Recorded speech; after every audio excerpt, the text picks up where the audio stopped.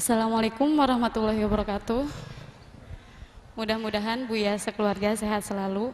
Izin bertanya Buya, bahwasanya tadi Buya menjelaskan ketika menikah itu ada saat intinya kedua belah pihak itu menyetujui untuk hidup bayarnya masing-masing. Nah, sedangkan yang kita tahu bahwasanya di dunia luar itu banyak orang tua yang beranggapan bahwasanya menikah itu ya sudah, ketika si cewek menikah berarti dinafkahi oleh suami.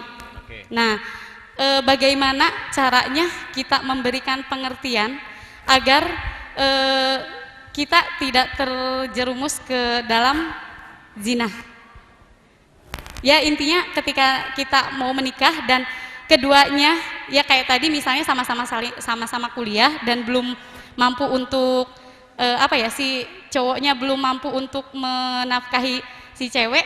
Nah, bagaimana caranya memberikan pengertian kepada orang tua untuk kita hidup masing-masing dulu, intinya dalam hal keuangan. Terima kasih. Wassalamualaikum warahmatullahi wabarakatuh. Waalaikumsalam warahmatullahi wabarakatuh. Baik Bu ya, jadi intinya mereka ini ingin menikah, tapi ternyata si orang tua ini ingin mereka hidup harus bisa mencukupi si suami ini, mencukupi istrinya, kira-kira seperti itu. Tapi mereka inginnya sih pengen BS-BS dulu.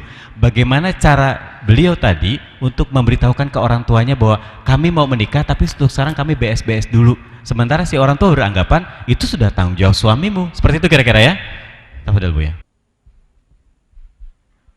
Bismillah. Gini nak ya, yang bertanya ya solehah. Memang kalau laki-laki berani menikah itu pada dasarnya dia siap memberi nafkah. Karena engkau akan mengambil anaknya seorang, harus berani memberi nafkah. Kamu ngambil anaknya orang.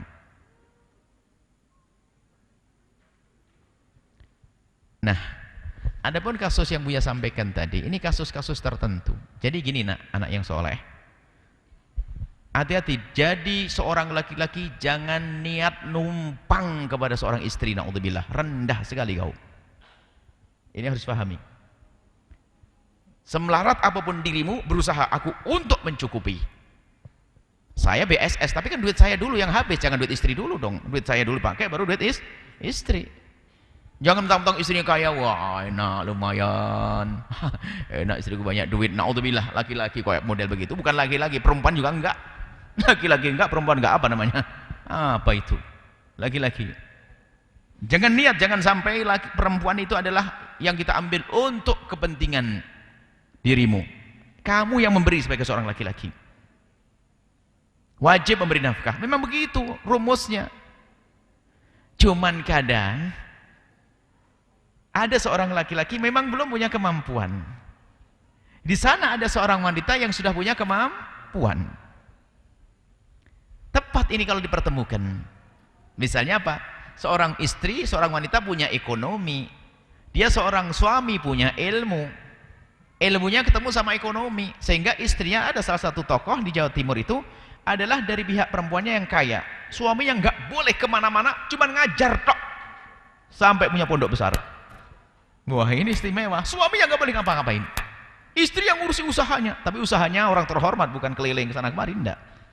Jadi suaminya seorang soleh alim, pokoknya ngajar dari musola kecil sampai jadi pesantren besar di Jawa Timur. Itu dari seorang istri yang diberi Allah kekayaan, tapi dia ngerti. Dia wanita cerdas.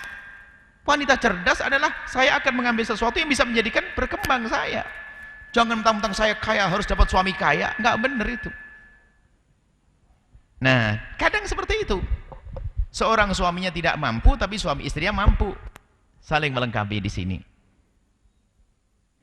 Kemudian ini saya sambung sekali. Jadi kalau kamu ingin menikah, khususnya perempuan, wanita, kalau menikah itu jadilah wanita yang cerdas. Kalau kamu menikah mengharapkan 5 hal. Misalnya kamu seorang wanita menikah ingin status sebagai seorang istri yang dibawa kemana-mana. Yang kedua sebagai seorang yang diberi nafkah, pengen punya keturunan, kan itu, ya kan?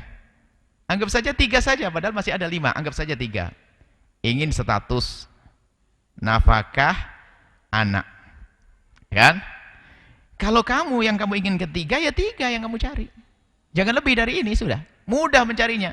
Jadi cara suami yang bakal menjadikan sebab saya hamil. Kemudian saya bisa dibawa mama. Kemudian apa lagi? Dia memberi nafkah. Tapi bisa jadi, kamu itu hanya butuh 2. Kalau butuh 2, jangan 3 kamu masukkan, jadi repot. Misalnya apa? Kamu perempuan kaya. Jangan yang kamu butuhkan, butuh duit, kamu enggak, saya enggak butuh uang. Cuman saya butuh keturunan sama status. Kalau begitu, ambil keturunan yang paling bagus, biarpun fakir, enggak ada masalah. Karena dia butuh 2, maka cerdas. Kan mungkin dirimu seorang janda punya anak 11 misalnya, sudah banyak, enggak perlu anak lagi. Punya duit lagi Bang Haka. Jadi, anak sudah punya, nafkah tidak perlu, hanya perlu ketenangan batin loh. Cerdas dia. Cuman kadang-kadang wanita karir enggak begitu Bang Hak. Wanita terus sudah punya anak, impiannya suaminya harus lebih kaya dari saya. Lah, makanya enggak dapat pasangan dia. Enggak cerdas dalam memilihnya. Sekarang apa yang kau butuhkan, itulah yang hendaknya kau ambil supaya mempermudah. Nah, tadi seorang wanita yang bertanya misalnya, saya ingin menikah dengan seorang suami, tapi suami saya enggak mampu. Lah, kamu siap enggak? Alhamdulillah, insya Allah siap. Oke. Lah, inilah ketemu BSS nanti.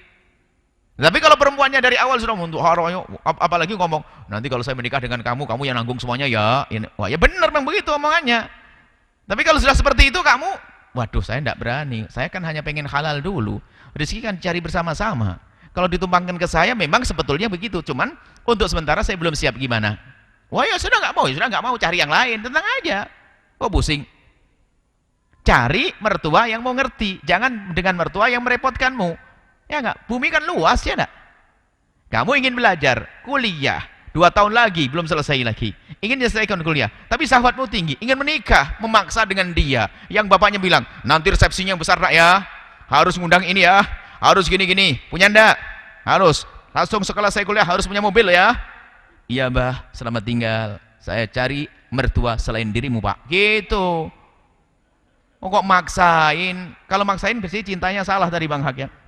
Menikah jangan maksa, apalagi gayanya, wah, ngelamar ke mertua pakai mobil rental lagi, dipikir punya mobil, gayanya maksudnya, nanti insya Allah akan saya bangunkan rumah setelah menikah langsung, kalau perlu saya belikan mobil sendiri. Wah, hayalnya ini pembohong dia, itu aja rental, belum bayar lagi, rental pakai duit ngutang lagi, habis lah.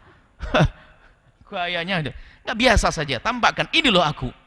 Dan alangkah banyaknya mertua yang baik, kita menemukan mertua yang baik dia.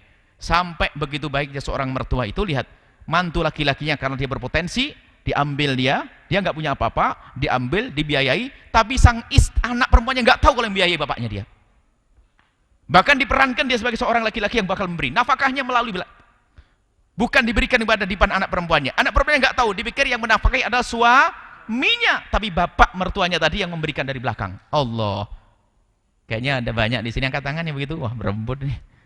Jadi saya pun sebagai seorang bapak punya perempuan ya, saya pentingkan adalah sesuai dengan program saya, rencana saya, cita-cita saya. Terserah siapa dia. Kalau nggak punya duit ya, semoga saya punya duit, kan gitu aja. Saya bisa membiayai, alhamdulillah, kan begitu. Jadi jangan sampai urusan materi ini jadi pertimbangan yang menjadikan pernikahanmu tertunda lalu masuk wilayah zina. Kecuali dengan ditundanya pernikahanmu dan kau sabar, nggak apa-apa, sampai tua, sampai mati nggak menikah juga nggak apa-apa. Mau? Nggak mau? Ya nikah yang benar insyaallah, bismillah. Jadi kalau untuk memohonkan orang tua, mungkin ya perlu diskusi, duduk dengan ulama dan sebagainya. Sebetulnya aneh sekali ya, kok bahasanya sudah ya saya punya anak perempuan karena sudah kamu nikahi ya, so, kamu tanggung jawab. Kok tega ngomong begitu tuh? Mertua itu kok hitung-hitungan bener, kayaknya aneh jual belikan. Makanya kalau sudah anak modelnya dibegitukan akan didolimi bisa-bisa. Karena seolah-olah apa? Sudah kau berikan mahar, sudah aku serahkan, sudah kau ambil ya, selesai. Berarti sudah aku jual anakku. Terserah kau apakan, terserah. Enggak. Akan tapi kadang-kadang sebagai seorang tua yang punya anak perempuan, karena orang tuanya beradab, nak titip ya anakku ya, tolong nak ya, jaga nak ya, istrimu dijaga ya, kalau apa-apa ngomong ke abah nanti, jaga gitu. Bukan sudah ya tanggung jawabmu ya. Makanya didolimi itu nanti. Tidak nak, hidup itu saling tolong menolong. Kalau kebetulan suami mencukupi, alhamdulillah. Kalau ternyata dia tidak cukup, kamu yang cukup juga alhamdulillah, masih diberi oleh Allah melalui tanganmu. Jangan sampai hidup itu ada tuntut menuntut. Ini yang belum dibahas. Menuntut adalah merepotkan. Seperti itu insyaallah.